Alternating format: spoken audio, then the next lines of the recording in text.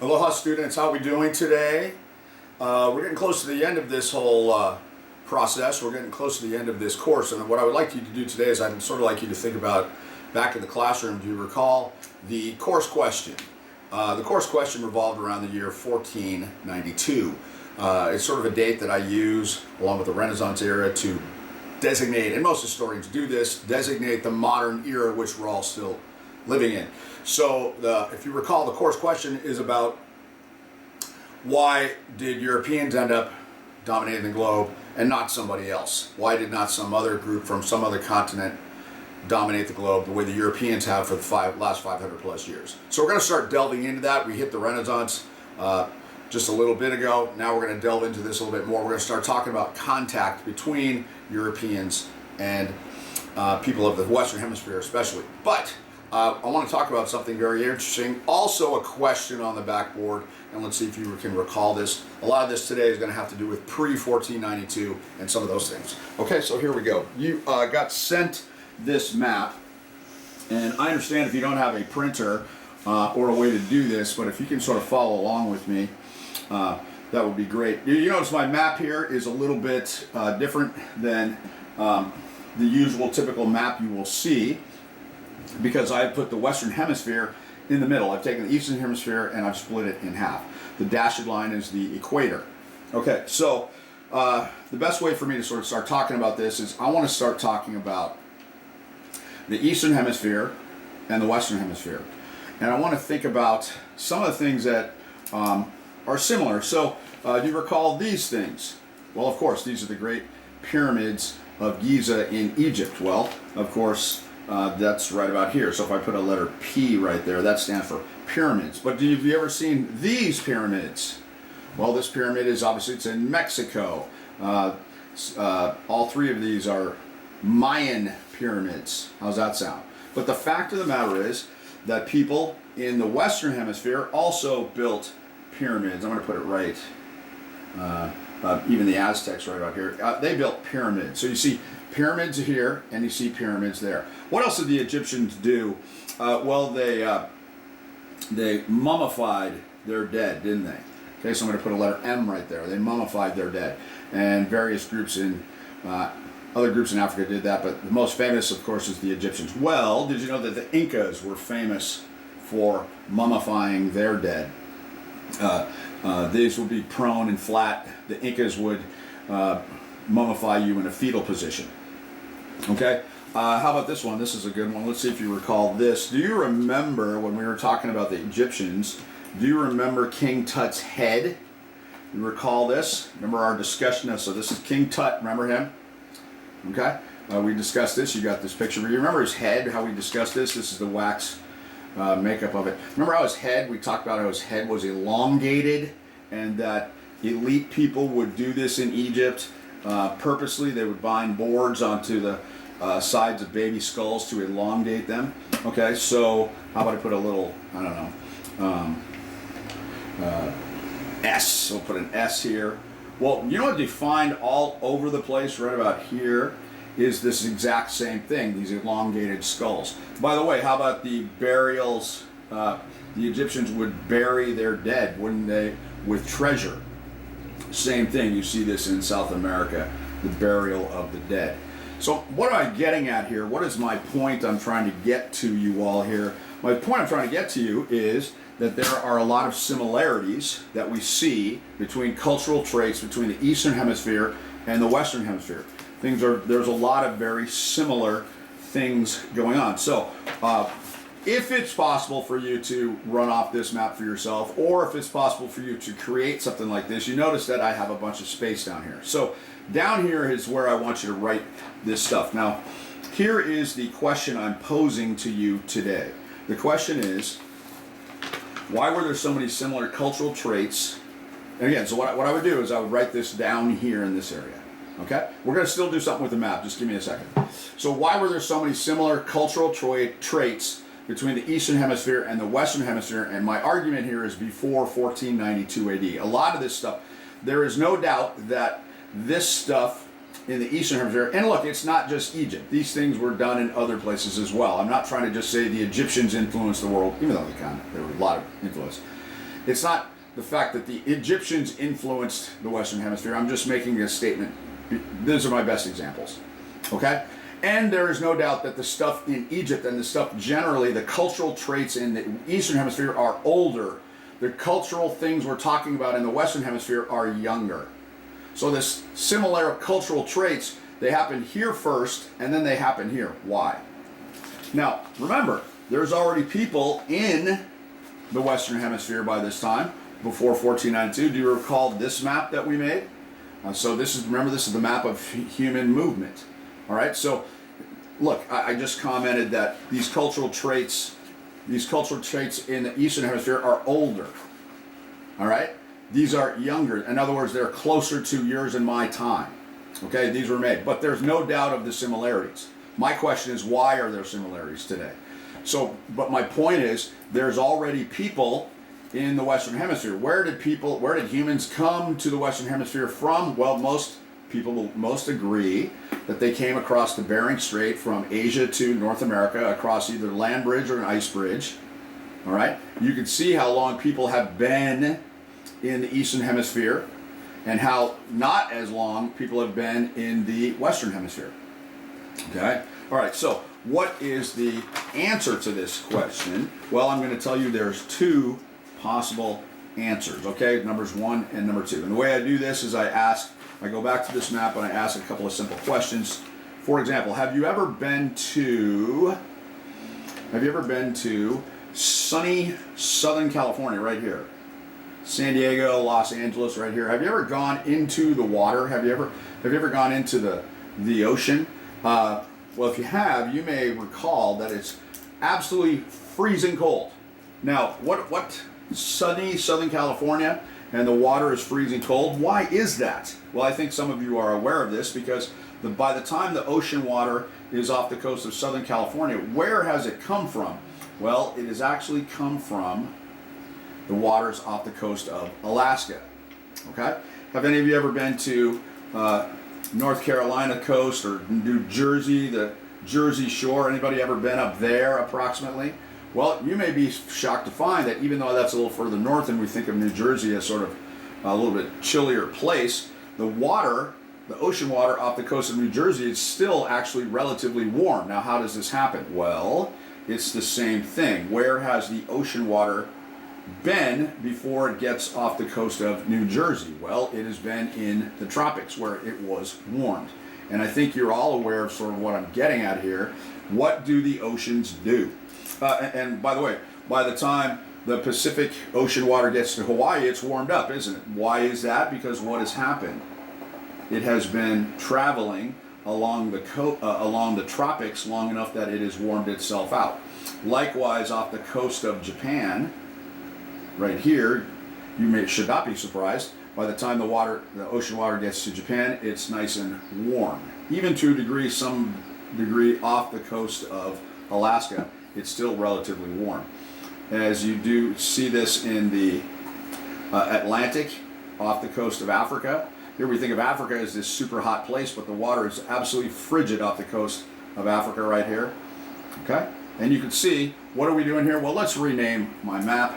We're going to call this the Ocean Currents map. And maybe you can see already sort of what I'm getting at. So ocean currents travel clockwise, right? Clockwise, I mean, all of you have digital clocks. You don't even know how an old clock works, I think, but clockwise. And what happens in the southern hemisphere? Well, they go the opposite way. They go counterclockwise in the southern hemisphere. Take a look at that, thusly. And if you think about, how about, have you ever, this is about an area called the Great Barrier Reef. Well, there's so much life there because so much warm water hits the Great Barrier Reef off the coast of Australia up here, and that contributes to the life along the Great Barrier Reef. Okay, so in the southern hemisphere, they go counterclockwise. And the other thing I would say is think about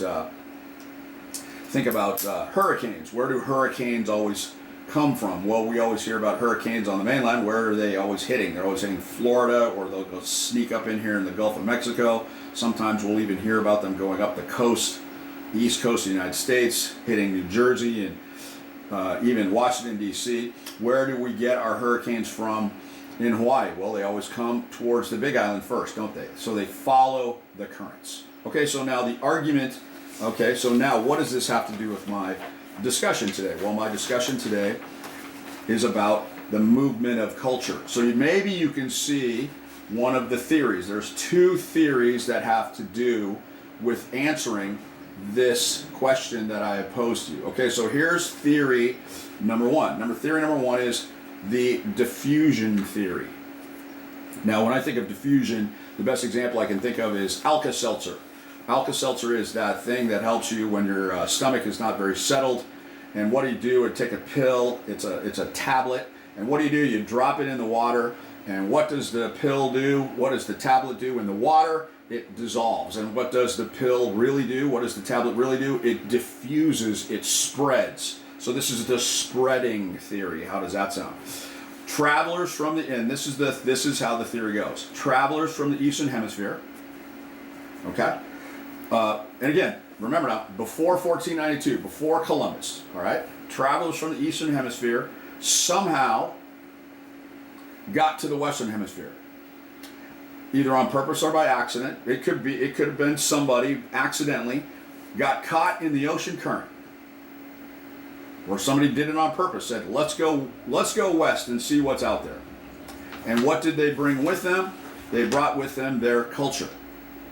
They brought with them Eastern Hemisphere cultural ideas. And what did they do to the people of the Western Hemisphere? Remember, again, people are already in the Western Hemisphere long before what I'm talking about here. In between Columbus and that map, what did they do with their culture? They taught it to the Westerners. Okay, so that's called the diffusion theory. Now, how might you prove this? How is it possible to possibly prove this theory? Well, there was a guy, a number of years ago, and he did something very interesting. This was a National Geographic from 1971, and what this guy did, his name was Thor Heyerdahl, and Thor Heyerdahl was a Norwegian guy. Okay, here you go, I'll zoom in on his name. Thor Heyerdahl, right there, see it? And what he decided to do is, he was a diffusionist guy. And he decided to try to prove that diffusion was possible. So what he did was he built a boat out of reeds. Any of you ever play the clarinet? The clarinet is or the saxophone. Well, on the mouthpiece those are called reed instruments, because on the mouthpiece is a piece of reed. A reed is basically, it reminds me of bamboo. It's a type of wood. So he built this. He built a craft, a boat, if you will, out of reeds. He put it in the water off the coast of Africa and got into the current, and his goal was to see if the current would take him from Africa to the Western Hemisphere. Okay, so let's sort of take a few looks here at, I'm going to show you this stuff. There are some reeds, and you can kind of see, like I said, it's like bamboo. And you can see that the reeds are bundled up here. There's 5 big bundles, and they base this design on ancient Egyptian hieroglyphics. You can see the bundling of reeds to make boats. By the way, this boat was called the Ra 2, by the way. Ra was the sun god during Egyptian times. Thus the title of that. Ra 2, I'll tell you that he did one of these, and Ra 1 didn't quite make it. And here's the trip that he took. Here's Africa, here's off the coast of South America. And you can kind of see that this sort of direction is similar to what I've just drawn. Okay? Very similar to what I've just drawn right there. All right, so there's no doubt he got into it. And I'll just tell you that the Ra 1 did not make it, the Ra 2 did make it. It took 57 days to make it all the way from the coast of Morocco to the Barbados Islands. By the way, the reed boats are something that is common. This picture was taken in, picture is taken in Africa, and this picture is taken in South America. So reed boats are another example of this thing. And there you can kind of see it was really a sailboat, okay? And by the way, you know, not just the diffusion of people and ideas, but you could talk about the diffusion of animals. That's another thing you could talk about. You can see the Ra 2. For those of you who do play the clarinet and the saxophone, I'm sure that you remember how your piece of reed gets disgusting after a while, because what does it do? It sucks up your saliva and it gets useless because it gets gross, really. And that's exactly what happened with this boat. It started off floating pretty high up, and you can see that after an amount of time, and it's going this way in this picture, but after an amount of time, you can see that what have the reeds done? It's going this way now. What have they done? They've sucked up the water and it sinks, but it still made it. The prevailing breeze sort of goes along with the current. And the Ra 2, there's Thor Heyerdahl, there he is. He passed away about a decade ago, maybe a little bit longer than that. And there we go, we make it all the way, and I'll just show you, there's a final picture right there. Okay, so Thor Heyerdahl. What did Thor Heyerdahl do with the Ra 2? Well, the Ra 2, I think at the very minimum you would have to agree. So I'm going to add this to this area right here. Okay, so the Ra 2 left here, and then it landed right about here. So it was like so. Okay, and we're going to call this the Ra 2. And this was it took him 57 days to do this, to take that trip, and that was in 1969 that he did it. So here's Norway up here. So his name was Thor Heyerdahl. Okay, so what has he proven? Well, you can argue he hasn't really proven anything really, but what he's proven that the diffusion theory is possible. Okay, the diffusion theory may have worked. Okay, now have you ever heard of Thor Heyerdahl before? Maybe you've heard of him. He's very well known in Polynesian culture, in modern Polynesian culture, and I can tell you he's not very popular because 1969 was not the first time he had done something like this. Have any of you ever heard of Thor Heyerdahl? And let me just say, I'll ask you this question as well. Is there any of you who are listening to this who are, and I talk about the diffusion theory, is it a bit uncomfortable? Do you not like it? Does it make you feel sort of funny, like there's something wrong with this diffusion theory doesn't make me feel good? Is there something about that? Okay, so now Thor Heyerdahl, this 1969 trip was not his first trip. This was his first boat he ever made. And this boat is called the Kon-Tiki. And in this situation, this was a 1947, look, Polynesians do not like Thor Heyerdahl. But let me say, just briefly in his defense, Thor Heyerdahl loved Polynesian people. He loved native people of the Western Hemisphere. And so what he thought happened is he thought that the Polynesian islands had to have been populated by people from South America. And the people that he knew, the native people he knew, he said, they told him, he said, our ancestors went west. So what he did is in 1947, right off the coast right here, he built this boat called the Kon-Tiki, made out of balsa wood. You know, both the Ra and the Kon-Tiki were made out of items that ancient people would have had readily available to them. Okay? And he went from Lima, Peru to the Tuamotu Islands. So his trip looked sort of like this. He crossed the equator and then came back. He had a crew of 6 on each one of these trips. They're right about there. Okay? And this trip was called, this was on the Kon-Tiki. Okay? And this one took him 101 days. Okay? That's a long trip. And he did this in 1947. He did it right after World War II. Okay? And that's the story of Thor Heyerdahl. Now, why would he argue this? Well, he's obviously arguing this, that people from South America populated the Polynesian islands from South America because what did they just do? They got into the current. and they got into the current, took them to these various islands. Now, this is not what we are typically taught. You have been typically taught about how Polynesians and the Great Polynesian Triangle has been populated. Now, if you recall this movement map of human movement, we talked about this before, and most people agree that where did people come from to populate these islands? Most people agree that they came from Asia, or they came from the Eastern Hemisphere this direction. Guys like Thor Heyerdahl believe they came here. Guys like Nainoa Thompson do not like Thor Heyerdahl. And what is the argument? What is the thing that is not liked? And it's to my bigger picture as well. Here it is. See if you figured this out. There is a big difference between going this way and going this way. And the big difference is there's a difference between drifting and navigating. Does that make sense what I said to you all right there? There's a difference between drifting and navigating. Drifting implies a degree of, hey, we got lucky. Navigating implies, hey, this is a degree of intelligence and brilliance that we were able to accomplish this. Okay, and so the fact of the matter still remains that Thor Heyerdahl is out there, and he proved that diffusion is possible. Now, above and beyond that, does this whole thing still rankle you just a little bit? Does this bother you, this whole diffusion theory?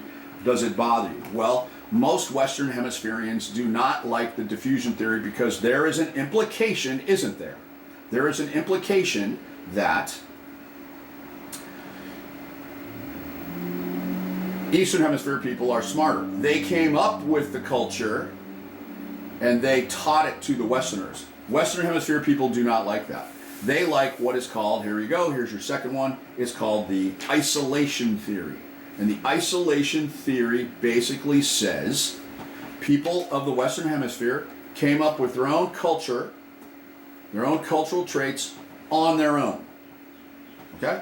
Now, you may say, someone may say, okay, well then how do you explain all the coincidence, I gave it away. How do you explain all the similarities? There's obviously similarities. How do you explain those?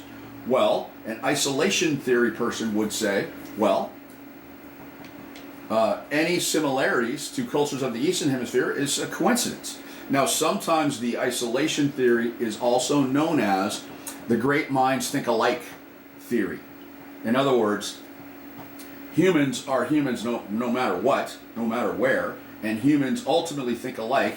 Dare I say, history can repeat itself.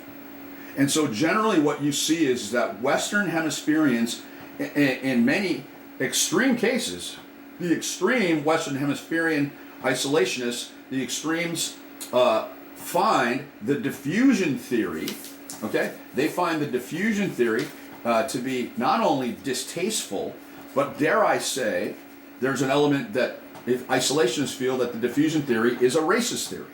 Because the implication is, hey, we over here, you are all saying we over here in the West, the Western Hemisphere, we Western Hemispherians are dummies, that we can't come up with this on our own. And that's offensive, and we don't like that. Okay? So if you had a little bit of a pit in your stomach when I was talking about the diffusion theory, I don't think there's anything wrong with that. I think that that is very common. And people of the Western Hemisphere, native people of the Western Hemisphere, I use this term, Western Hemispherians, feel that way. This is why the isolation theory is very important. And I think should be noted. All right? Now, you could make the argument, okay, well, Thor Heyerdahl proved that the diffusion theory was possible. Okay, I think he did. I don't think you can dispute that. He certainly did. But you could also make the argument that the entire concept of the Hokulea and the Polynesian voyaging people, the people who are involved with that, they also proved that ancient Polynesians, ancient people of the Western Hemisphere, were certainly capable of long-distance travel and exceptional history and creating and being smart enough and bright enough and brilliant enough to do things that we must acknowledge in the modern times are quite amazing and impressive. Okay, so what's the correct answer then, Miss O'Brien?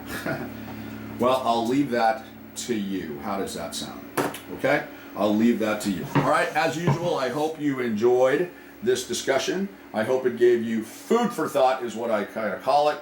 I hope this makes you sort of think about some things. It is a very interesting topic, even though sometimes people find it to be controversial. However, I think it's worthy to discuss both sides of the story. All right, everybody? All right. We'll discuss some more aspects of contact, Columbus, and the conquistadors as we're coming up. Okay? Hope you enjoyed the topic today. All right, aloha, everyone.